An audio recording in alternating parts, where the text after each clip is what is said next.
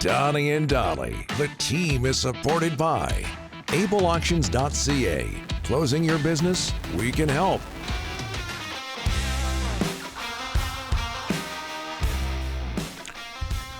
Monday, and all of our guests today, including Brendan Batchelor, standing by, sponsored by Passan Motors.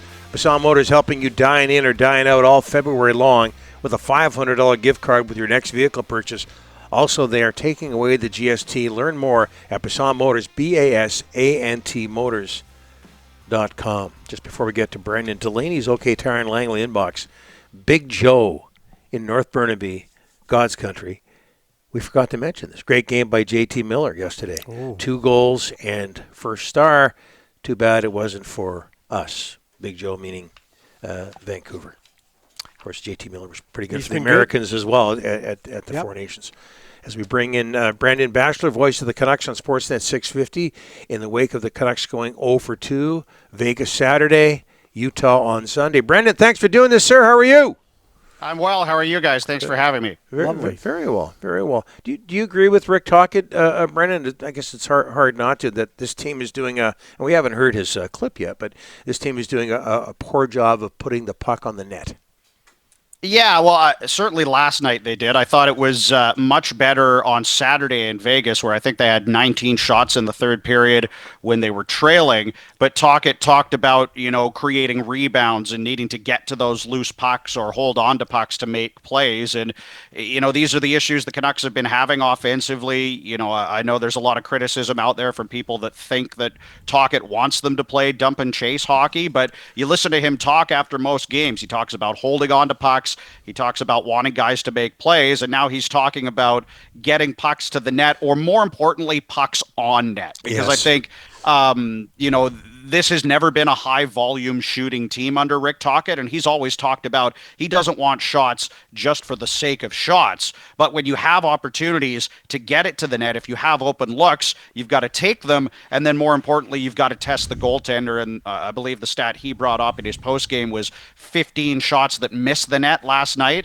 That's a problem. And, it was a few weeks ago he was talking about shooting for a target the size of a basketball instead of a small target the size of a tennis ball trying to pick corners.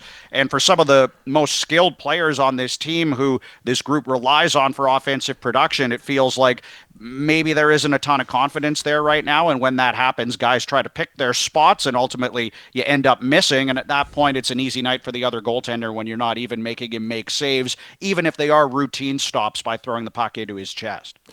Brendan, Elias Pettersson got the assist yesterday. Rick Tocchet talked post-game to Ian McIntyre about Elias Pettersson continuing to not move his feet and double clutching on shots. What are you seeing right now? And you see every game, you watch him very closely. What are you seeing right now versus what you saw when he was playing so well? For me, it's always about confidence with Pettersson when he's struggling, and that's been key this season, but even in the past when he's gone through stretches where he didn't produce or didn't look at the top level, it's overthinking things to me, right? Like you've got the puck, there's a shooting lane there, but you wait that half a second thinking, should I or shouldn't I? And suddenly the shooting lane's not there anymore, and so you defer and make a pass. When Pettersson is at his best, and we all know this because we've seen it during his time with the Canucks, he's not thinking, he's acting, he's reacting. He sees that shooting lane, he's a lethal shooter when he picks those spots. But to me, I don't want to speculate on whether it's an injury or not, because obviously we don't know all the details on that side of things. But at the very least, this looks like a player that's not very confident right now, whether that's with his shot or with his skating or whatever it might be. And as a result, he's not taking those opportunities and those moments where we've seen him capitalize in the past in his career. Brendan, goaltending was not an issue on the weekend at all. No kidding. Kevin Lankinen, great in Vegas. Seelov's great last night. And for Seelovs, he hasn't played, I think the last game was November 27th in Pittsburgh. This guy, he was really solid. And Utah came out real quick last night. I think they had 5 shots right away. But he was really good last night. He was, and the Canucks didn't exactly make it easy for him with all the first period penalties they took again.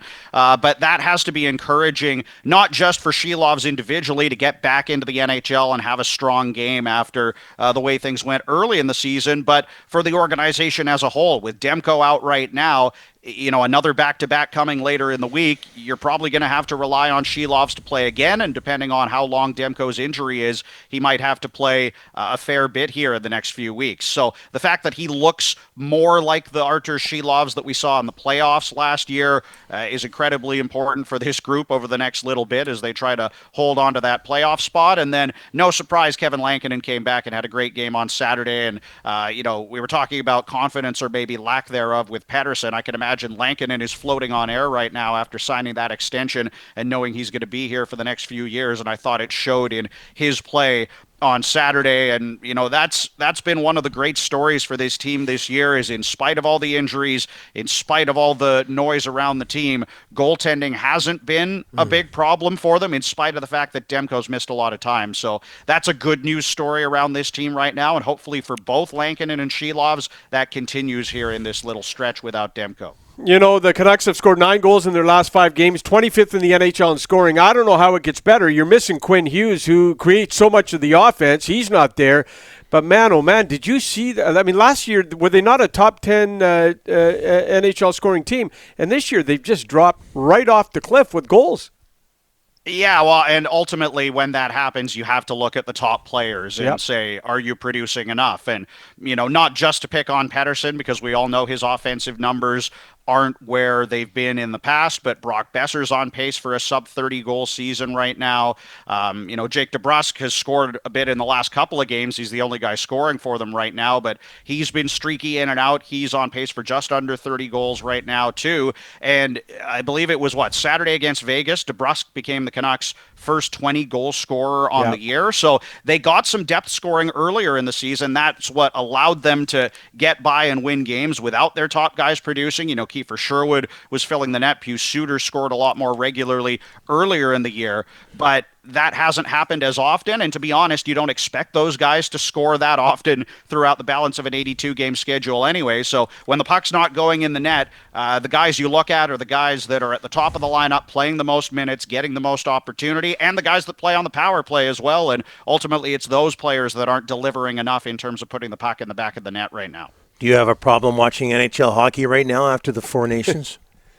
It was a different pace the last 2 days, I'll give you that. And, man, the Four Nations, I don't know if it could have been a better success for the NHL. The hockey was tremendous. The storylines, is Quinn Hughes going to play? Is he not going to play? What's going to happen? Cale Makar's out. Thomas Harley's jetted in for Team Canada, and he had a tremendous tournament. So, I think it'll take us a few days or a few weeks maybe to get used to NHL hockey. But the good news is the trade deadline's coming, and then we're into the stretch run here. What is it? 25 games left in the regular season for the Canucks, and every point is at a premium within the midst of a playoff battle right now. So there's a lot of excitement yet to come. Maybe not quite at the level of the Four Nations, but there's a lot of importance on these games down the stretch for this Vancouver Canucks team. Brendan, outstanding as always. Thanks so much for doing this. Have a great day.